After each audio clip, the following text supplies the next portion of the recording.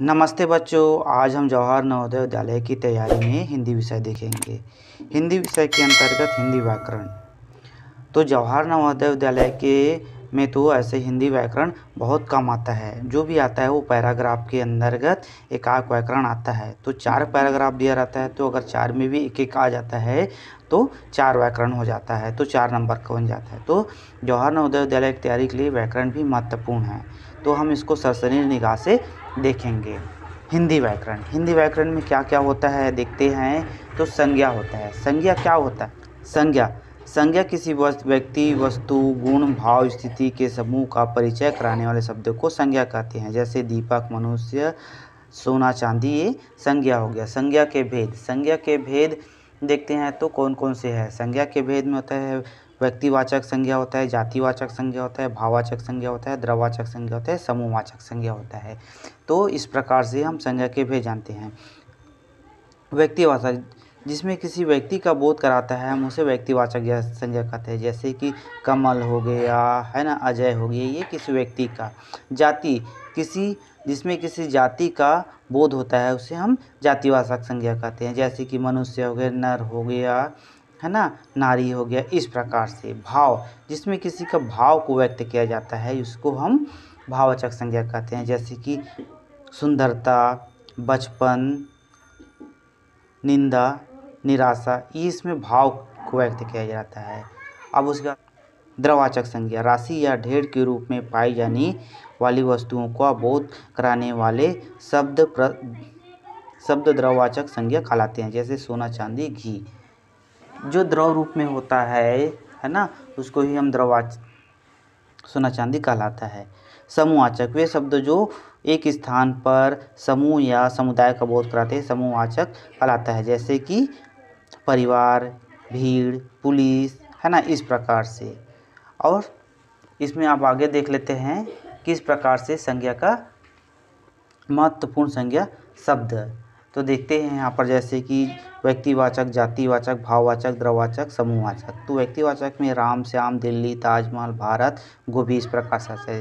तो जातिवाचक में आ जाता है लड़का, लड़की, शहर, इमारत, देश, सब्जी, इस प्रकार से आ जाता है। भाव में मित्रता, अनुभव, शत्रुता, यौवन, साधु, इस प्रकार से आ जाता है। द्रव्यवाचक में दही, दूध, घी, तेल, शरबत, जूस, इस प्रकार से आ जाता है। समूहवाचक में कक्षा, सेना, भीड़, जमघट, सम्मेलन, मेला, इस प्रकार से आ जाता है। फिर संज्ञा के बाद आता है सर्वनाम। वे शब्द जो संज्ञा के स्थान पर प्रयुक्त होते हैं सर्वनाम कहलाते हैं। जैसे कि वह, उसका। और फिर आता है सर्वनाम के भेद। पुरुषवाचक सर्वनाम वह सर्वनाम जिससे पुरुष का बोध होता है, जैसे हम, तुम, वे। निश्चयवाचक सर्वनाम वह सर्वनाम जिससे किसी निश्चित संज्ञा का बोध होता है, यह, वह, वे। अनिश्चयवाचक वह सर्वनाम जिसका प्रयोग किसी अनिश्चित संज्ञा के लिए होता है, जैसे कुछ, किसी से, इस प्रकार से। प्रश्नवाचक वह सर्वनाम जिससे किसी प्रश्न का बोध होता है, जैसे क्या, कौन, किससे, इस प्रकार से प्रश्नवाचक। इसके बाद होता है संबंधवाचक सर्वनाम वह सर्वनाम जिसका संबंध किसी संज्ञा या दूसरे सर्वनाम से होता है, जैसे वह, जो। निजवाचक सर्वनाम वह सर्वनाम जिससे किसी निजता का बोध होता है, जैसे मुझको, तुझको, इस प्रकार से। फिर आता है विशेषण। संज्ञा और सर्वनाम की विशेषता प्रकट करने वाले शब्दों को विशेषण कहते हैं। जैसे कि काली गाय। विशेषण के भेद। विशेषण मुख्य रूप से 3 प्रकार के होते हैं। सर्वनामिक विशेषण, और होता है गुणवाचक विशेषण, संख्यावाचक विशेषण, इस प्रकार से होता है। तो इसमें देख लेते हैं सर्वनामिक विशेषण में एक उदाहरण देख लेते हैं। तो यहाँ पर वह आदमी अभी अभी घर पहुँचा। तो यहाँ पर विशेषण वह है और यह व्यक्ति भरोसेमंद है। तो विशेषण में यह विशेषण है। और फिर गुणवाचक संज्ञा में, तो इसमें देख लेते उदाहरण, रामू नए कमरे में गया। तो नया विशेषण है ना, इस प्रकार से। और फिर तीसरा देखते हैं संख्यावाचक विशेषण। तो इसमें देखते हैं वर्णिका के पास 10 पुस्तकें हैं, तो विशेषण हो जाएगा 10, इस प्रकार से। फिर आता है आपका क्रिया। वे शब्द जिनसे किसी कार्य के होने, करने अथवा किसी स्थिति का बोध होता है, क्रिया कहलाता है। जैसे कि पीना, सोना, है ना। इस प्रकार रचना की दृष्टि से क्रिया के भेद। रचना की दृष्टि क्रिया के दो भेद, अकर्मक क्रिया और सकर्मक क्रिया। अकर्मक क्रिया जिस क्रिया से कार्य का फल कर्ता पर पड़े उसे अकर्मक क्रिया कहते हैं। जैसे श्याम हंस रहा है तो यहाँ पर श्याम पर ही उसके कार्य का फल पड़ रहा है तो ये अकर्मक क्रिया हो जाता है। मोहन सो रहा है यानी कि मोहन पर ही पड़ रहा है तो ये अकर्मक क्रिया है। सकर्मक क्रिया, सकर्मक इस क्रिया के कार्य का फल कर्ता पर न पढ़कर वाक्य के अन्य भाग पर पड़ता है। जैसे कि राम खाना खाता है, सोहन स्कूल जाता है, तो इस प्रकार के सकर्मक क्रिया हो जाता है। और फिर उसके बाद आता है अवयव। अवयव ऐसे शब्द को कहते हैं जिससे किसी लिंग, वचन, पुरुष, कारक इत्यादि के कारण कोई विकार उत्पन्न नहीं होता है, जैसे जब, तब, यहाँ, वहाँ इत्यादि। अवयव शब्दों में किसी भी परिस्थिति में कोई परिवर्तन नहीं होता है, इसलिए इन शब्दों को अविकारी शब्द भी कहते हैं। जैसे कि मोहन अब तुम अपने घर जाओ, अब रानी पढ़ रही है। यहाँ अब शब्द को कहीं भी प्रयोग करके ज्यों के त्यों लिखा जाता है। अवयव के भेद। अवयव शब्द मुख्य रूप से 4 प्रकार के होते हैं। क्रिया विशेषण, संबंध बोधक, समुच्चय बोधक और इसमें बोधक होता है। तो इसके उदाहरण देख लेते हैं। क्रिया विशेषण में धीरे धीरे, बहुत तेज, आराम से। संबंध बोधक में का, के, की। समुच्चय बोधक में हो जाते हैं में, पर, अंदर, बाहर, ऊपर, नीचे, इस प्रकार से। इसमें बोधक में उफ, काश, अरे, ओह, इस प्रकार से हो जाता है। अब देखते हैं आगे संधि। तो संधि दो वर्णों के मेल के फलस्वरूप होने वाले परिवर्तन को संधि कहते हैं। किसी संधि शब्द का पृथक पृथक विभाजन करने की क्रिया को संधि विच्छेद कहते हैं। संधि के भेद। स्वर संधि होता है पास पास आने वाले स्वरों के मेल से होने वाले परिवर्तन को स्वर संधि कहते हैं। जैसे कि हिम, धन, आलय, हिमालय, तो स्वर संधि हो गया। इसके अंतर्गत होता है और भी होता है दीर्घ संधि होते हैं, गुण संधि होता है, वृद्धि संधि होता है, इस प्रकार से होता है। तो देखते हैं दीर्घ संधि, जहाँ आ के बाद आ आए या ई के बाद ई आए या उ के बाद उ आए तो दोनों के मिलाकर दीर्घ संधि होता है। जैसे कि धन आ तो आ हो जाता है और यहाँ पर देखिए चरण धन अमृत बराबर चरण अमृत, इस प्रकार से हो जाता है। तो संधि इस प्रकार से है और इसमें है गुण संधि है, वृद्धि संधि है, यण संधि है, अयादि संधि, इस प्रकार से संधि होता है। तो इसको आप लोग अच्छे से पढ़ लेना। आता है व्यंजन संधि। दो व्यंजनों अथवा व्यंजन और स्वर के मेल से होने वाले परिवर्तन को व्यंजन संधि कहते हैं। जैसे कि दिग्धन अंतर, दिगंतर, सतधन आनंद, सतानंद, इस प्रकार से हो जाता है। विसर्ग संधि। विसर्ग के साथ स्वर या व्यंजन के होने वाले मेल को विसर्ग संधि कहते हैं। इसमें विसर्ग के स्थान पर कोई अन्य वर्ण आ जाता है या विसर्ग का लोप हो जाता है। जैसे कि अत धन एव, अतएव, यश धन गान, यशोगान, इस प्रकार से विसर्ग संधि हो जाता है। तो इसमें और भी उदाहरण दिया गया है, इसको आप लोग देख लेना। समास। दो या दो से अधिक शब्दों के सार्थक रूप से एकाकार होने के संयोग को समास कहते हैं। समास के भेद। समाज के भेद में आता है तत्पुरुष समाज आता है, कर्मधारा समाज आ जाता है, द्विगु समाज आता है, बहुब्रीहि समाज आता है, द्वंद्व समाज आता है और अविभाव समाज आ जाता है। तो इसको थोड़ा से देख लेते हैं। तत्पुरुष समाज, इसमें दूसरा पद प्रधान होता है और पहला पद का विशेषण होने के कारण गौण होता है या जिस सामाजिक शब्द में सम्मिलित शब्दों में अर्थ की दृष्टि से पूर्व पद गौण और उत्तर पद प्रधान हो तत्पुरुष समाज कहलाता है। जैसे कि शिवधन आलय, शिवालय हो जाता है। फिर दूसरा कर्मधारा समाज। कर्मधारा समाज वह होता है जहाँ पर पूर्व पद विशेषण और उत्तर पद विशेष्य होता है, कर्मधारा समाज कहलाता है। जैसे कि प्रियदर्शनी। द्विगु समाज।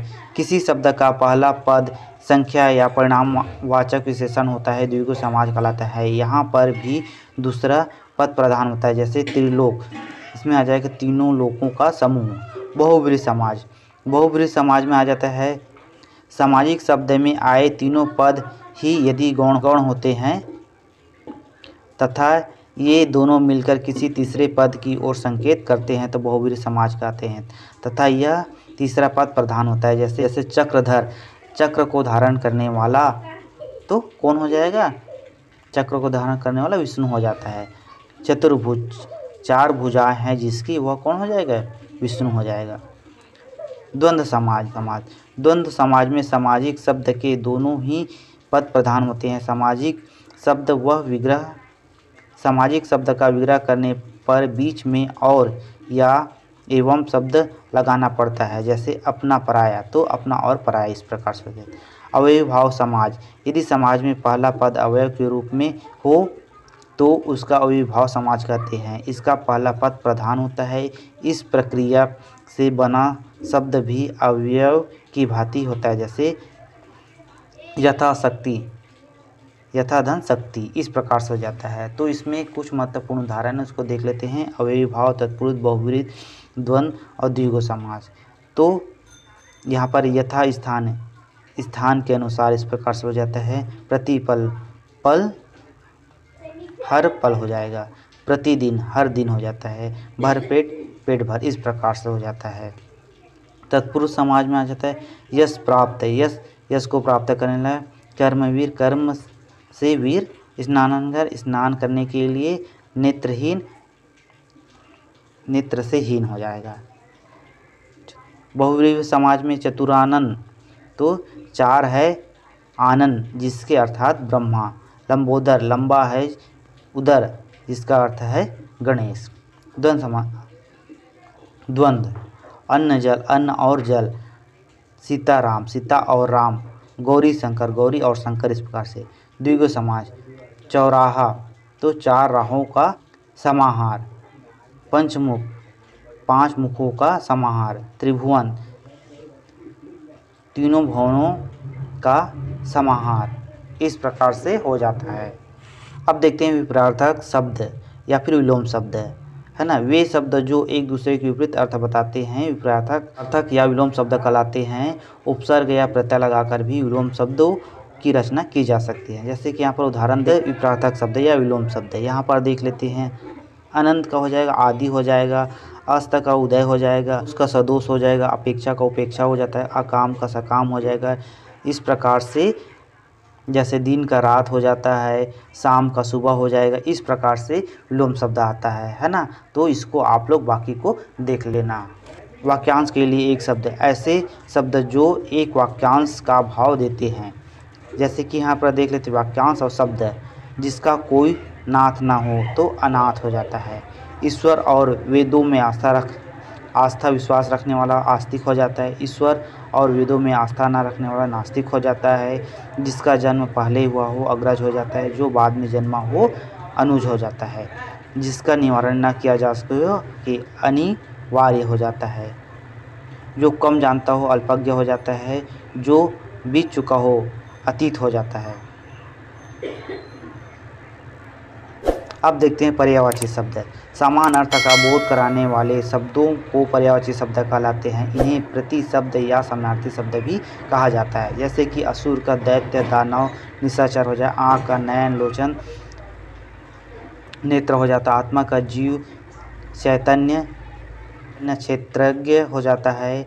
अंधा का नेत्रहीन, सूरदार हो जाता है। आश्रम का मठ, विहार, संघ हो जाता है। अहंकार का मान, अभिमान, गर्व हो जाता है। अग्नि का आग, अनल, पावक हो जाता है। अंधकार का अंधेरा, तम, तिमिर हो जाता है। इस प्रकार से पर्यायवाची शब्द जो एक से अधिक अर्थ बताते हो उसको पर्यायवाची शब्द कहते हैं। अब हम आगे देखते हैं उपसर्ग और प्रत्यय। उपसर्ग उन शब्दों को उपसर्ग कहते हैं जो किसी शब्द के पहले प्रयुक्त होकर विशेष अर्थ प्रदान करते हैं। जैसे कि विधन, हार, विहार, यहाँ पर भी उपसर्ग है। प्रत्यय उपसर्ग शब्दों के पहले लगाकर अर्थ में पर्याप्त अंतर या परिवर्तन कर देते हैं। लेकिन प्रत्यय के लगाने पर अर्थ में आमूलचूल परिवर्तन नहीं होता, अपितु कुछ अर्थ कुछ विशिष्ट हो जाता है। जैसे लूट, धन, एरा, लुटेरा, तो एरा क्या है? प्रत्यय है। तो यहाँ पर देख लेते हैं इस प्रकार से है। जैसे लूट, धन, एरा तो हो जाएगा लुटेरा। तो यहाँ पर एरा क्या है? प्रत्यय है। तो शुद्ध अशुद्ध, हम नित्य दैनिक जीवन में कुछ ऐसे शब्दों का प्रयोग करते हैं जो व्याकरण की दृष्टि से अशुद्ध होते हैं। ऐसे ही कुछ प्रचलित अशुद्ध और शुद्ध शब्दों का उल्लेख यहाँ पर हम कर रहे हैं। जैसे कि यहाँ पर देखिए, यहाँ पर अशुद्ध शब्द है, अशुद्ध और शुद्ध। देखते हैं यहाँ पर महात्म तो हो जाएगा महात्मय, महात्मय हो जाएगा। और फिर साधुवाद तो हो जाएगा साधुवाद। इस प्रकार से जो शब्द लिखे हैं कुछ न कुछ उसमें त्रुटि रहता है ना, वो जो व्याकरण की दृष्टि से गलत रहता है या फिर लिखावट में गलत रहता है, उसको हमको देखना रहता है। तो है ना, यहाँ पर भागीरथी तो हो जाएगा भागीरथी हो जाता है। स्वावलंबन तो स्वावलंबन हो जाता है। इस प्रकार से हमको अशुद्ध को शुद्ध करना है। इसमें और भी बहुत सारे शब्द हैं, जैसे निरपेक्ष तो निरपेक्ष हो जाता है, शताब्दी शताब्दी हो जाता है, शिरोमणि तो शिरोमणि होता है। इस प्रकार से हमको शब्द को शुद्ध करना है। फिर देखते हैं आगे, लोकोक्तियाँ या कहावतें। लोकोक्तियाँ को कहावत भी कहते हैं। कहावत का अर्थ है कही हुई ऐसी बात जिसमें जीवन के अनुभव को संक्षेप एवं विचलन ढंग से व्यक्त किया जाता है और समय की कसौटी पर खरी भी उतरती है। तो इस प्रकार से जो वाक्य रहते हैं हमको कहावतियाँ लोकोक्तियाँ कहते हैं। जैसे कि अंधा क्या चाहे दो आँख, तो यहाँ पर हो जाता है बिना प्रयास के अभिष्ट वस्तु को प्राप्त हो जाना। अंधे के हाथ बटेर लगना, संयोग से अयोग्य या अनाड़ी को सफलता मिलना। इस प्रकार से हो जाए। अंधों में काना राजा, मूर्खों के बीच अल्पज्ञ का समान। अंधेर नगरी चौपट राजा, टका शेर भाजी टका शेर खाजा। मूर्ख राजा के शासन में अन्याय ही होता है। फिर है अकेला चना भार नहीं फोड़ सकता, अकेला आदमी कोई महान या कठिन कार्य नहीं कर सकता। इस प्रकार के शब्दों को हम बोलते हैं कहावतें या लोकोक्तियाँ कहते हैं। अब देखते हैं मुहावरे। मुहावरा शब्द से आशा है अभ्यास होना या आदि होना। इस प्रकार मुहावरा शब्द अपने आप में स्वयं मुहावरा है, क्योंकि वह अपने सामान्य अर्थ को छोड़कर असामान्य अर्थ को व्यक्त करता है। जैसे यहाँ पर देख लेते हैं, अंजर पंजर ढीला करना, लखों पिटाई करना, अंधे की लकड़ी एकमात्र सहारा होना, अक्ल पर पर्दा पड़ना, अक्ल खराब होना, अपना उल्लू सीधा करना, अपना काम निकालना। इस प्रकार के मुहावरा होते हैं, है ना। ये मुहावरा बहुत सारे होते हैं, जैसे कि आग बबूला होना, अत्यधिक क्रोधित होना, इधर उधर की हाँफना मतलब बकवास करना, टेढ़ी खीर होना मतलब कठिन कार्य होना। इस प्रकार से बहुत सारा मुहावरा होता है जिसको हमको प्रयोग करना होता है। अब आगे देखते हैं, व्याकरण से संबंधित कुछ अभ्यास देख लेते हैं। अब देखते हैं अभ्यास प्रश्नावली। निर्देश। प्रश्न संख्या 1 और 2 निम्नलिखित शब्दों के उपयुक्त पर्यायवाची छांटिए। जैसे चंद्रमा, चंद्रमा का पर्यायवाची क्या हो जाता है?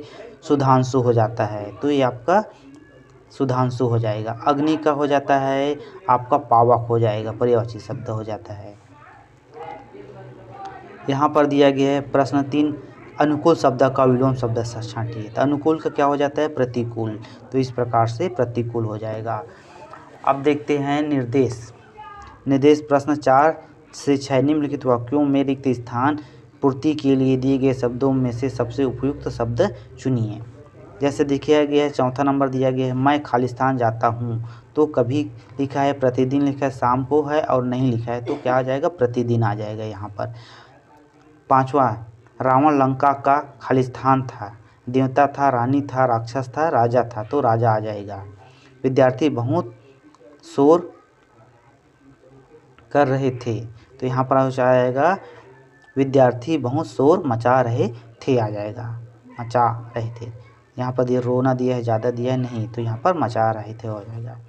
फिर दिया गया 7वां नंबर दिया गया है, इसमें निम्नलिखित में से अशुद्ध वाक्य को चुनिए।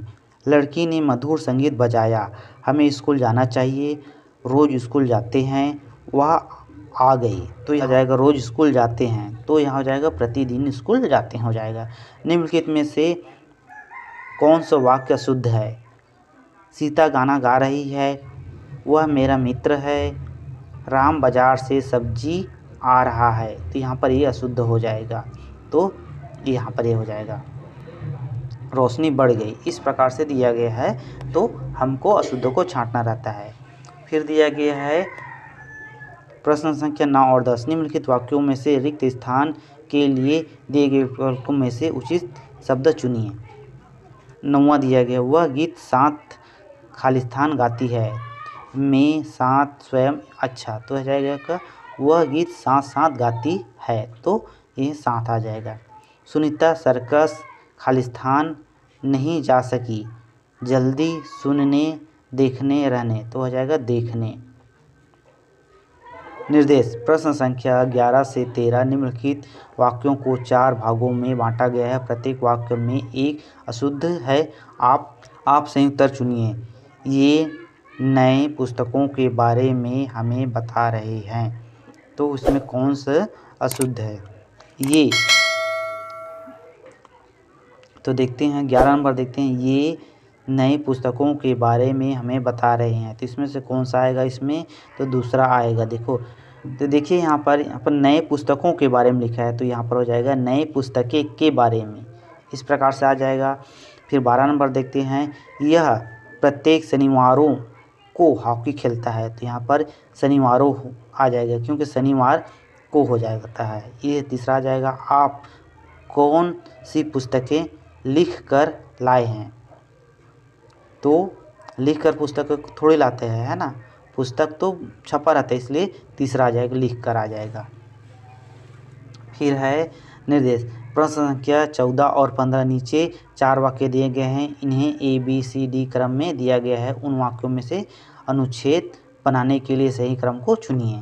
जैसे यहाँ पर दिया गया 14 देखिए, ए विद्यार्थी बहुत शोर मचा रहे थे, बी अध्यापक कक्षा में नहीं थे, प्रत्येक को दंड मिला, प्रधान अध्यापक कक्षा में आए, तो सही क्रम कौन सा होगा, तो यहाँ पर देखिए प्रधान अध्यापक कक्षा में नहीं थे, फिर हो जाएगा आपका विद्यार्थी बहुत शोर मचा रहे थे, फिर हो जाएगा प्रधान अध्यापक कक्षा में आए और प्रत्येक को दंड मिला, तो इस प्रकार से आ जाएगा, चौथा नंबर आ जाएगा।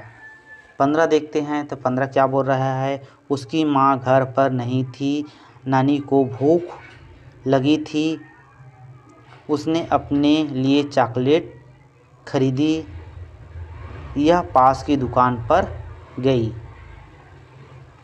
सही क्रम होगा, सही क्रम में होगा देखिए, नानी को भूख लग रही थी, फिर उसकी माँ घर पर नहीं थी, फिर हो जाएगा यह पास की दुकान पर गई, और हो जाएगा उसने अपने लिए चॉकलेट खरीदी, इस प्रकार से हो जाएगा आपका दूसरा नंबर हो जाएगा। प्रश्न संख्या 16 से 18, निम्नलिखित वाक्यों में रिक्त स्थान की पूर्ति के लिए दिए हुए शब्दों में से सबसे उपयुक्त शब्द चुनिए। 16 नंबर देखते हैं, मैं खालिस्तान सायं काल को भारी मेहनत करता हूँ, यहाँ पर अधिक दिया है, प्रायः दिया गया है, पसंद दिया, आनंद दिया गया है, तो हो जाएगा मैं सायं, तो हो जाएगा यहाँ पर मैं प्रायः सायं काल को भारी मेहनत करता हूँ आ जाएगा।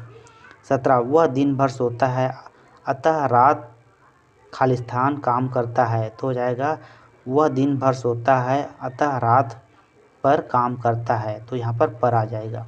18, खालिस्तान चित्र बड़ा सुंदर है, तो यह चित्र बड़ा सुंदर है आ जाएगा। निर्देश प्रश्न संख्या 19 से 20, सबसे उपयुक्त विकल्प का चुनकर निम्नलिखित वाक्यों को पूरा कीजिए। जैसे कि यहाँ पर दिया, मैं घर पर रहना चाहती थी क्योंकि, तो यहाँ पर जाएगा पहला दिया गाड़ी छूट रही थी, मैं सोना चाहती थी, केले खरीदे गए थे, मुझे सेब पसंद आए, तो यहाँ पर हो जाएगा दूसरा नंबर मैं सोना चाहती थी। बच्चा रो रहा था क्योंकि वह एक पुस्तक पढ़ना चाहता था, भारत मैं जीत गया था, वह भूखा था, बाहर वर्षा हो रही थी, तो यहाँ पर आ जाएगा वह भूखा था आ जाएगा। 21वां, सही वाक्य का चयन कीजिए। यहाँ पर दिया गया है आप असफल हो गए तो क्या करेंगे, शायद आप असफल हो गए तो फिर क्या करेंगे, मानो शायद आप असफल हो गए तो क्या करेंगे, मानो आप असफल हो गए तो फिर क्या करेंगे, तो सही वाक्य हो जाएगा मानो आप असफल हो गए तो फिर क्या करेंगे, ये आ जाएगा, चौथा नंबर आ जाएगा। 22वां देखते हैं, निम्नलिखित में से अशुद्ध वाक्य चुनिए, तो अशुद्ध वाक्य चुनना है जिसमें, पहला दिया है लड़की ने मधुर संगीत बजाया। दूसरा दिया है मुझे अपनी कलम दे दो। तुलसी ने अनेक ग्रंथ रचे, उनकी गाड़ी आ गई। चौथा हो जाएगा उनकी गाड़ी आ गई। निर्देश प्रश्न संख्या 23 और 24 निम्नलिखित शब्दों के लिए दिए गए विकल्पों में से सही विलोम छांटिए। आपको विरोधी शब्द या उल्टा शब्द छांटना है। सामंजस्य का क्या होगा? विवाद, कलह, संताप, द्वेष। तो हो जाएगा विवाद। 24 देखते हैं ओजस्वी। ओजस्वी का क्या हो जाएगा?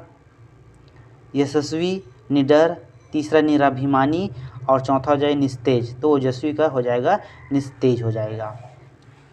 अब देखते हैं प्रश्न संख्या 25 और 26 में शब्दों के उपयुक्त तो पर्यायवाची शब्द छांटिए। तो स्वर्ग का क्या हो जाएगा? नाक, ब्रह्मांड, देवलोक, धौ। तो हो जाएगा देवलोक हो जाएगा। भागीरथी का हो जाएगा सरिता हो जाएगा क्या? गंगा हो जाएगा क्या? यमुना और निर्झरनी। तो हो जाएगा भागीरथी का गंगा हो जाता है। फिर दिया गया हिंदी में स्वतंत्र रूप से बोले जाने वाले अक्षर क्या कहलाते हैं? तो स्वर कहलाते हैं, संयुक्त अक्षर कहलाते हैं, व्यंजन कहलाते हैं, स्वतंत्र ध्वनि कहलाते हैं। तो स्वर कहलाते हैं। और फिर है प्रश्न संख्या 28, 29 निम्नलिखित वाक्यों में रिक्त स्थानों के लिए दिए गए विकल्पों में से उचित शब्द चुनिए। वह पढ़ने में खालिस्तान है। तो आ जाएगा यहाँ पर पढ़ने में अच्छा है आ जाएगा। वह खालिस्तान कला में पारंगत है। तो आ जाएगा यहाँ पर दिया गया ऑप्शन नृत्य दिया गया, शास्त्र दिया गया, नाच दिया गया, इनमें से कोई नहीं। तो हो जाएगा वह नृत्य कला में पारंगत है। तो पहला आ जाएगा। इस प्रकार से हमने कुछ हिंदी के प्रश्नावली देखे। अब देखते हैं इसमें अब हम देखते हैं अपठित गद्यांश। तो अभ्यास प्रश्नावली 1 में देखते हैं अपठित गद्यांश। तो देखिए यहाँ पर दिया है अपठित गद्यांश में ईसा पूर्व 776 से प्रत्येक 4 वर्ष बाद यूनानी वासी बहुत बड़ा उत्सव मनाया करते थे। महान देवता जियूस के सम्मान में कलाकार, लेखक और खिलाड़ी एकत्रित होते थे। ओलंपियस शहर में प्रतियोगिताएं आयोजित होती थी, इसलिए इस आयोजन को ओलंपिक खेल कहा जाने लगा। उन दिनों ओलंपिक खेलों में केवल खेल कूद की प्रतियोगिता नहीं होती थी, नाटक और कवियों द्वारा कवि पाठ होते थे तथा साथ ही दौड़ भी। यूनानी वासियों के लिए ये खेल मन और शरीर के मेल थे और जीतने का प्रयास देवताओं के राजा जियूस के प्रति सम्मान था। ये कार्यक्रम 3 दिन तक चलते थे। खिलाड़ी दौड़ते, कुश्ती लड़ते, घुड़सवारी करते और रथ दौड़ाते थे। खेल ओलंपिक की शपथ से प्रारंभ होते थे और पुरस्कार तथा दावत के साथ समाप्त होते थे। इस प्रकार से हमने गद्यांश को पढ़े। अब इसमें प्रश्न देखते हैं। पहला है ओलंपिक खेल सर्वप्रथम कब आयोजित हुए थे? तो यहाँ दिया है पहला दिया है 1976 ईस्वी को दिया गया है, 776 ईस्वी ईसा पूर्व को दिया गया है और दिया गया है 776 ईस्वी को दिया गया है और 1976 ईसा पूर्व को। तो इसमें आ जाएगा इसका उत्तर आ जाएगा आपका तीसरा आ जाएगा 776 ईस्वी को आ जाएगा। ओलंपिक किस शहर में आयोजित किए जाते थे? तो ओलंपियस में आ जाएगा आपका। और फिर है खेलों में मेल होता है। तो देखो मन और शरीर का दिया है, शरीर और आत्मा का दिया है, आत्मा और ईश्वर का, ईश्वर और मन का। तो यहाँ पर हो जाएगा मन और शरीर का हो जाएगा। जियूस था, एक महाराजा था, एक ओलंपिक खिलाड़ी था, एक यूनानी देवता था, एक महान पहलवान था। तो ये हो जाएगा एक यूनानी देवता हो जाएगा। फिर दिया गया यूनानियों के लिए ओलंपिक में जीतने का प्रयास करने का अर्थ था। तो हो जाएगा जियूस का सम्मान। यहाँ पर खिलाड़ी को पुरस्कार हो जाएगा, ईश्वर को उपहार, ओलंपिक का रिवाज। तो हो जाएगा जियूस का सम्मान। इस प्रकार से हम अपठित गद्यांश को बनाते हैं, है ना। और इसके अलावा और कुछ गद्यांश में एकाक व्याकरण दिया रहता है। तो यहाँ पर तो नहीं दिया गया है, एकाक को और देख लेते हैं जिसमें व्याकरण दिया हो। अगला गद्यांश देखते हैं। श्रीमती सेन को आभूषणों का बड़ा शौक था। उसके जन्मदिन के अवसर पर श्री सेन ने उन्हें सोने और हीरों का एक सुंदर हार खरीद कर दिया। श्रीमती सेन ने उस हार को थोड़ी देर पहना और उसके बाद उतार दिया। उन्होंने उसे अपने कमरे की मेज पर रख दिया। इसके बाद स्नानाघर नहाने चली गई। एक बूढ़ा बंदर उनके घर के पास वाले पेड़ पर चढ़ा और बालकनी से कूद गया। एक खुली खिड़की से वह कमरे के अंदर घुस आया। बंदर को वहाँ हार मिल गया और उसने उसे अपनी गर्दन पर लपेट लिया। इसके बाद बंदर ने साइड पर रखे हुए चॉकलेट और फल खाए। जब श्रीमती सेन स्नानागार से लौटी तो उन्हें अपना हार नहीं मिला। वे जोर से चिल्ला पड़ी। तो इस प्रकार से है। तो इसको अब देखते हैं, इसके प्रश्नों को देखते हैं। पहला दिया है, श्रीमती सेन ने अपने जन्मदिन के अवसर पर क्या पहना था? तो हो जाएगा सोने चांदी के। पहला दिया है सोने और हीरों का एक हार दिया है। दूसरा सुंदर सा ड्रेस, एक हीरे की अंगूठी, सोने की चूड़ी। तो पहला आ जाएगा सोने और हीरों का एक हार आ जाएगा। श्रीमती सेन ने हार कहाँ रखा था? स्नानागार में, खिड़की पर और कमरे की मेज पर, शेल्फ पर। तो हो जाएगा दूसरा कमरे की मेज पर। तीसरा दिया है, बंदर कमरे में कैसे घुसा? स्नानागार से, एक खुले दरवाजे से, एक खुली खिड़की से, छत से। तो खुली खिड़की से आ जाएगा, चौथा नंबर आ जाएगा। फिर देखते चौथा नंबर, श्रीमती सेन के हार का क्या हुआ? पहला दिया गया है, श्री सेन उसे ले गए थे, यह मेज पर रखा था। एक बंदर उसे उठा ले गया, एक बंदर ने उसे चुरा लिया। तो तीसरा आ जाएगा, एक बंदर उसे उठा ले गया आ जाएगा। चिल्ला पड़ी का अर्थ है धीरे से चीखी, जोर से शोर मचाते हुए चिल्लाई, धीरे धीरे धीरे सिसकी। चौथा, दूसरे को दोष दिया। तो यहाँ पर चिल्ला लिया का अर्थ यही इस प्रकार से एक प्रकार से व्याकरण है ना। तो यहाँ पर देखते हैं, तो यहाँ पर चिल्ला लिया का, चिल्ला पड़ी का अर्थ हो जाएगा जोर से शोर मचाते हुए चिल्लाई। तो आपका दूसरा आ जाएगा। यहाँ पर और भी गद्यांश है, लेकिन आप लोग उसको स्वयं से हल करना। इस प्रकार से यह हमारा हिंदी गद्यांश और व्याकरण समाप्त होता है। वीडियो अच्छा लगे तो चैनल को सब्सक्राइब करिए, लाइक करिए एवं शेयर करिए। धन्यवाद।